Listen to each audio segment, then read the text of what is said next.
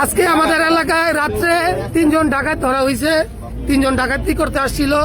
আমাদের এলাকার আমাদের সিকিউরিটি নিজের সাহসে এই সিকিউরিটি এই 2 জন আমাদের এলাকার 2 জন ছেলে আছে, ওরা 2 জন মিলে 3 জন ডাকাত ধরছে আমাদের হাজীগঞ্জ এলাকায়, আমাদের হাজীগঞ্জ বাজারে।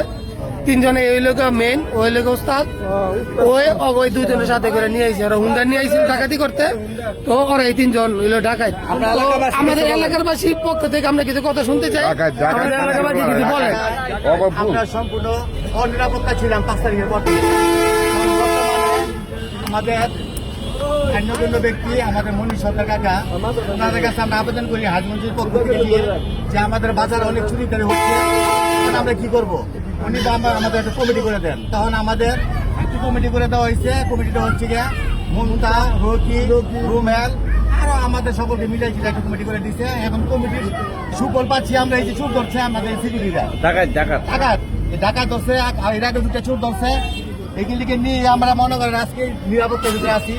মনির সরকার কাকাকে অনেক ধন্যবাদ, বাজার কমিটিকে অনেক ধন্যবাদ। আর বাজার কমিটিকে নিয়ে কিছু লোক আছে ভালো একটা উদ্যোগ নিয়েছে।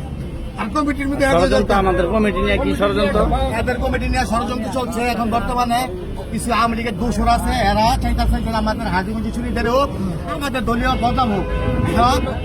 ওদের জন্য আমরা সবসময় পাশে আছি, ওরা ভালো ভালো কাজ করতেছে, এই জন্য ওদেরকে আমরা সাপোর্ট দিচ্ছি। চোরের পক্ষে যদি কেউ না চোরের পক্ষ জানিবে, সে তো চোর। মনির